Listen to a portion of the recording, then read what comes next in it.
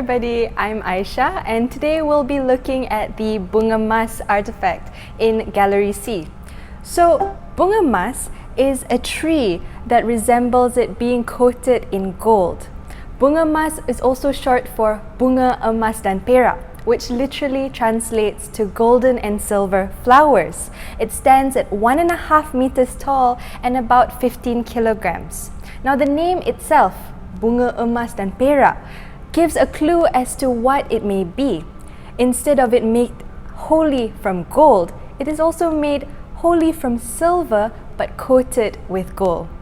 Either way, we can all agree that this artifact is magnificent. But what exactly is Bunga Mas and how does it play in the Malaysian history? Well, it's been used as a gift to the King of Siam. Let's see.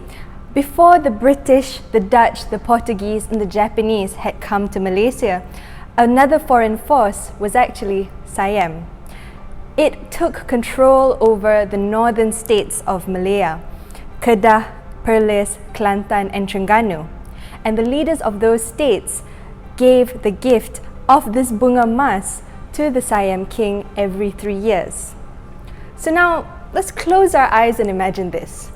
This Bunga Mas, not one, but 2 of them, delivered in a vault made of rattan, along with an army of slaves and a cache of weapons. This was how the Sultan of Terengganu had delivered his gifts to the King of Siam. But if we want a little more style, let's look at how Sultan of Kedah had delivered his gift. Rather than the army of slaves and via boat, which had been done by the Sultan of Terengganu, the Sultan of Kedah had chosen to deliver his Bunga Mas on the backs of 100 elephants. And that's how we do it in style. So, that in every 3 years, one of these was sent.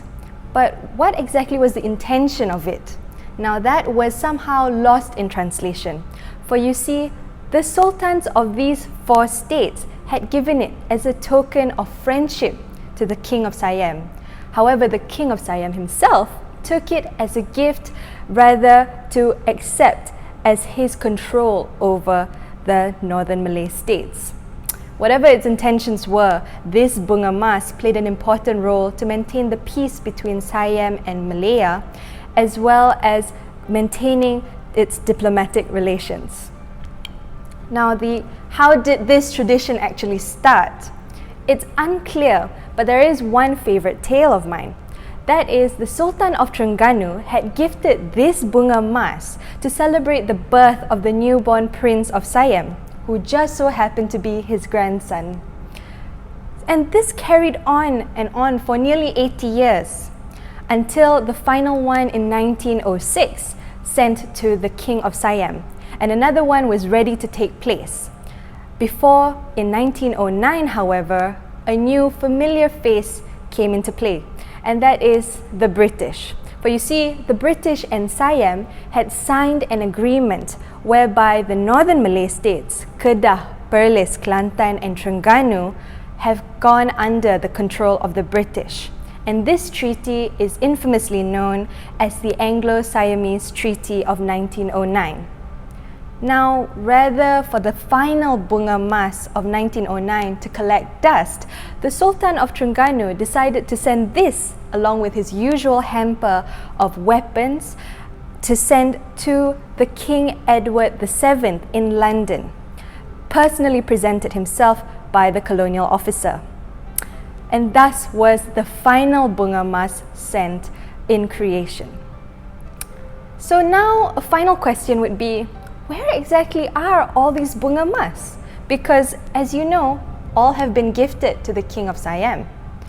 This is merely a replica. All of the Bunga Mas are safely kept in a vault behind the Grand Palace of Bangkok. And the final one, gifted to King Edward VII, also to celebrate the coronation of King George V, is somewhere in London, although the mystery is the location is unknown. Now, as I've mentioned before, this is merely a replica, but you can see another one in the Museum of Kedah and a huge replica in Perlis, in Arau Perlis. And to sum it all up, this Bunga Mas, while gorgeous, also plays two roles. One, it plays a diplomat relation between Siam and Malaya. And two, it also marked the beginning of the British coming to Malaysia. So that's all. If you'd like to see more and explore more in Gallery C, do drop by Museum Negara and hashtag Museum Negara. Thank you.